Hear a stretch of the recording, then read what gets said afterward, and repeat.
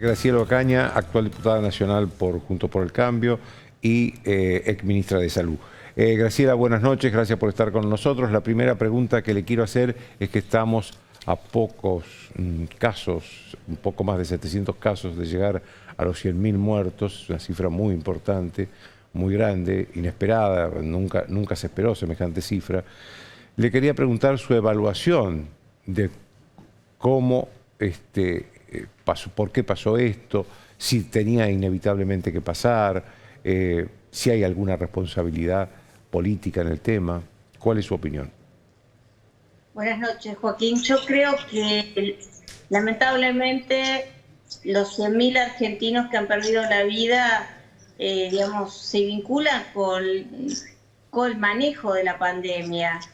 Fundamentalmente, la mala política de adquisición de vacunas que hizo que Argentina enfrentara la segunda ola de coronavirus en una peor situación que muchos otros países. Usted sabe que Argentina viene como de atrás respecto de la situación que viven otros países, sobre todo los países del norte. Y a pesar de todo eso, Argentina no se preparó para enfrentar esa segunda ola con una mejor oportunidad. Y creo que esto es claramente las consecuencias de esa mala política de gestión de vacunas y también el tema de las cuarentenas y el manejo que el gobierno hizo de las mismas. El número de 100.000 nos impacta a todos porque creo que nunca cuando comenzó la pandemia, ya en marzo del 2020, esperábamos que se llegue a esta cifra de fallecidos.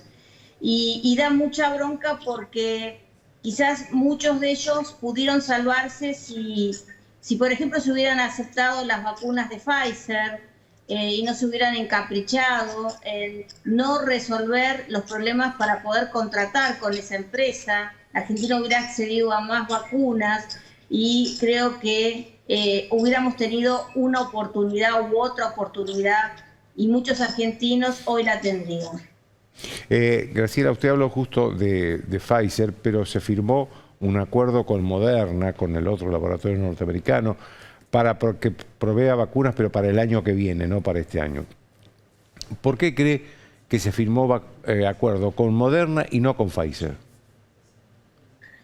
Bueno, yo creo que por lo menos tengo la esperanza de que también se firme, Joaquín, con Pfizer. Creo que luego de 7 meses, donde la obsecuencia y el capricho del gobierno por no modificar la ley de vacunas, que lamentablemente costó, como dijimos, tantas vidas, tantas familias que están sufriendo la pérdida de sus familiares. Hemos podido resolver ese problema. Moderna es una de las vacunas, pero creo que también el gobierno debería avanzar con un contrato con Pfizer. El tema es que necesitamos vacunas ahora, más allá de que es muy bueno que se haga un plan para recibir vacunas, también porque en el mundo se está hablando de una necesidad de una tercera dosis o de un tercer refuerzo, con lo cual es muy positivo. Pero creo que hoy necesitamos también vacunas, fundamentalmente para los niños, y yo se le decía el otro día al jefe de gabinete, la única vacuna autorizada en el mundo hasta ahora es la vacuna de Pfizer. Entonces, el gobierno para los niños, debe procurar para esos 100.000 niños esa vacuna. Claro, son niños que tienen enfermedades, no son niños sanos, ¿no? Enfermedades, claro, que son comorbilidades y digamos que el riesgo para ellos es doble de enfermarse. Entonces, tenemos que resolver ese problema y el gobierno debe conseguir esas vacunas. 100.000 vacunas no son muchas. Estados Unidos está haciendo donaciones. Argentina debería recibir parte de esas donaciones y sería importante que el gobierno argentino haga todo lo posible para agilizar las mismas y que en el próximo mes lleguen estas vacunas. Ahora, Graciela, hace pocos días Máximo Kirchner, que es presidente del bloque justicialista de la Cámara de Diputados que usted integra, dijo que no estaba de acuerdo, lo dijo de otra manera, pero no estaba de acuerdo con el decreto que firmó el presidente Alberto Fernández para facilitar el acuerdo con los laboratorios norteamericanos. Tengo entendido que ustedes, la oposición, se habían ofrecido para votar lo mismo que decía el presidente Alberto Fernández en su decreto y que el oficialismo en la Cámara de Diputados le dijo que no. ¿Por qué cree que pasa esto? ¿Hay tanta oposición a los laboratorios norteamericanos dentro del oficialismo? ¿Hay tanta tensión dentro de la coalición gobernante? Mire, yo creo que Máximo Kirchner cuando en su discurso habló de capricho. Yo creo que el capricho no es de los laboratorios, el capricho fue del gobierno que se empecinó en no acceder a estas modificaciones. Nosotros, como usted dice, en marzo ya nos ofrecimos a votarlo para que el costo político, si para eso era un costo político modificar la ley, lo asumiéramos entre todos los bloques del Congreso. Sin embargo, nos dijeron que no, como nos dijeron que no hace 2 semanas, y a la noche el presidente lo que no se pudo resolver en 7 meses lo resolvió en menos de 24 horas. Y ahí muestra el capricho, y yo le diría un nacionalismo berreta que le ha costado la vida a muchos argentinos. Entonces, las vacunas no tienen nacionalidad, las vacunas sirven para salvar vidas, y bienvenidas sean las vacunas de que país sea, mientras cumplan con los estándares internacionales, y creo que en ese sentido sería muy bueno que el gobierno recapacite. Primero, para dar una explicación de por qué tardó 7 meses en resolver el problema de los contratos. Y en segundo lugar, para entender de que las vacunas una no es buena o mala por qué país provenga, y que termine con este nacionalismo berrete que se ocupe de cuidar la vida de los argentinos, que es lo que no ha hecho el gobierno. ¿Usted cree que algo de ideología, algo de amigos privilegiados? ¿Qué es lo que hay en el medio? Yo creo que hay una mezcla de las dos cosas. Por un lado, una ley que facilitó el convenio con una empresa, con AstraZeneca, en donde la oferta vino de la mano de un empresario argentino muy vinculado al gobierno como es Hugo Sigman. Y por otro lado también luego la oportunidad en la vacuna Sputnik de hacer toda una proclama ideológica, sin tener en cuenta que esas vacunas tenían problemas de producción, sobre todo la segunda dosis. Y así el gobierno se embarcó en la compra de millones de vacunas que aún no hemos recibido, y hay mucha gente que está sufriendo porque está esperando esa segunda dosis que el gobierno determinó que sea a los 90 días y que ya han pasado más de 100 y hay más de 800.000 argentinos que no han recibido sus vacunas. Entonces, a mí me parece que en todo esto hay mucha irresponsabilidad, porque teniendo ofertas de vacunas reales, eligieron comprar vacunas que tenían dificultades. Entonces, esto es lo que el gobierno debe explicar, porque en el medio no hay un problema ideológico, no es una discusión en el Congreso, está la vida o la muerte de muchos argentinos. Graciela, ¿cuál es su opinión sobre la gestión de Ginés González García, que fue y le pregunto por él porque fue el primer ministro de Salud cuando apareció la pandemia, ¿no? Lo que se hace al principio, si no se lo hace, tal vez no se lo hace nunca, ¿no? Bueno, yo creo que fue errada. El ministro Ginés, en los primeros días de marzo, cuando ya la Organización Mundial de Salud ya había elevado las alertas a los niveles máximos, decía que le preocupaba el dengue y no el COVID. Y creo que en ese sentido no preparó el sistema. Lo que otros países hicieron a fines de enero, en febrero, como la compra de todos los elementos que iban desde respiradores, pasando por todo lo que tenía que ver de reactivos, todos los barbijos, trajes para los médicos. Bueno, todo eso no se hizo. Entonces, eso determinó que Argentina tuviera que comenzar muy tempranamente una cuarentena para poder adaptar o que el sistema de salud pudiera hacer ese tránsito y hacer todas esas compras y adquisiciones. Pero eso tuvo un costo en este caso en la economía, con esa cuarentena eterna que duró varios meses y que trajo consecuencias muy graves, pérdidas de empleo, cierres de comercio, caída del Producto Bruto en más del 12%. Creo que eso evidencia los errores del ministro Ginés en la primera parte. Más allá de que para subsanar todos sus errores nos condenó a la cuarentena eterna a todos los argentinos. Graciela, déjeme hacerle una última pregunta sobre un tema que usted estuvo haciendo una denuncia en los últimos días y consiste en lo siguiente. Un fiscal pidió la falta de mérito, es decir, que se termine una causa sobre la causa del plan Cunitas. Esto, digamos, provocó mucha sorpresa en todo el mundo, porque se suponía que esa era una causa bastante sólida.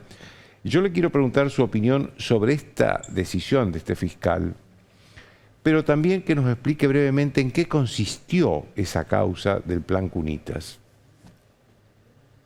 Mire, la fiscal Baigún, que pertenece a Justicia Legítima, tomó esta decisión agregando a toda la investigación que hizo el juez Bonadío y el fiscal Tayano dos actuaciones que tienen que ver con peritajes que ella ordenó.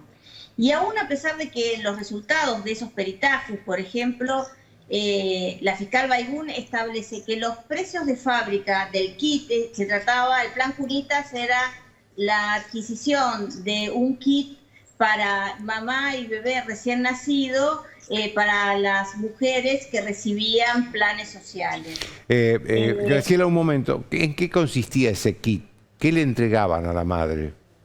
Bueno, le entregaban una serie de elementos, Joaquín, muy diversos, que iban desde un Moisés, le entregaban la ropa de cama, ropa para la mamá, que iba de un camisón, chupete, bueno, lo normal que le diría necesita para atender a un bebé, una mujer, una madre. Pero era desde juguetes, sonajeros, ropa, cunitas, o sea, eran rubros diversos que se unió en una licitación. Obviamente todo eso para que los únicos oferentes fueran los que ganaron la licitación. Era una licitación claramente amañada. La investigación del doctor Bonadío y el fiscal Tayano lo muestran. Las empresas no tenían capacidad económica, así también lo establece el peritaje que mandó a hacer la doctora Baigún, a tal punto que la empresa que ganó el 80% de la licitación, Fasano SRL, su objeto social era inmobiliaria. El año anterior había facturado 60.000 pesos y justamente ganadora del plan Cunitas, de la licitación, factura 980 millones de pesos. Nunca se encontraron los libros contables de la empresa, para que usted tenga una idea de qué empresa estamos hablando. A pesar de todo eso, a pesar de que hay llamados entre funcionarios del Ministerio de Salud de la Nación y el ganador de la empresa ganadora, a pesar de que claramente el fiscal y el juez muestran cómo se organizó esa licitación de forma tal de que no hubiera otros oferentes, a pesar de los precios, porque allí hay varios precios. Uno es el que la propia fiscal Baigún establece de 2.500 pesos como costo de fabricación de ese kit, Joaquín. El Estado pagó 7.800 pesos. Yo hice una compra en 11, pero básicamente no como prueba, sino como un elemento para mostrar los sobreprecios de todos los elementos que tenía ese kit.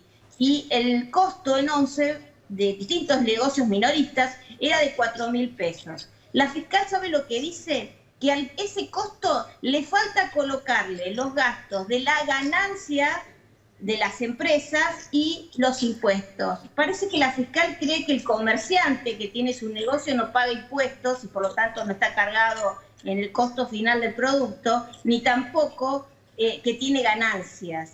Y después está el precio que la propia SIGEN estableció, que es un precio indicativo y que llega a los 6.000 pesos. Nada de eso conmovió a la fiscal. Dice que no hay sobreprecios porque explica que en realidad el kit no se puede evaluar, Joaquín. Entonces, es un mero festival que justifica su escrito, lo cual que un funcionario puede pagar cualquier precio sobre cualquier producto. Y para colmo, luego también dice que no hay perjuicio al Estado. Hay un informe en la causa que el INTI produjo sobre los productos antes de que se adjudicaran, diciendo que los productos no cumplían con las normas de seguridad y por lo tanto no los debía comprar el Estado. A pesar de eso, como Cristina, como dijo el otro día, estaba enamorada del plan, los funcionarios compraron estos productos que parte de ellos se tuvieron que destruir luego que se conociera este informe del INTI, que no estaba casualmente en el expediente del Ministerio de Salud, pero sí estaba en el INTI y que el juez Bonadío consiguió a través de un allanamiento. La fiscal no dice nada y dice que no hay perjuicio cuando se destruyeron muchos de estos elementos. Incluso hay un informe de la Sociedad de Pediatría que dice y establece que parte del kit era peligroso por la seguridad del bebé. Nada Graciela, de eso ha conmovido a la fiscal Bayrún, que cree que no hay delito. se nos terminó el tiempo. Que la Cámara, que la sala que tiene esta causa, los jueces, anulen este peritaje y eleven la causa juicio oral. Y se ventilen allí todas las pruebas y allí se ejerzan las defensas y en todo caso que si tienen que sobreseerlo sea en ese instante. Le agradezco mucho, Graciela, que tenga usted muy buenas noches. Muchas gracias por ella.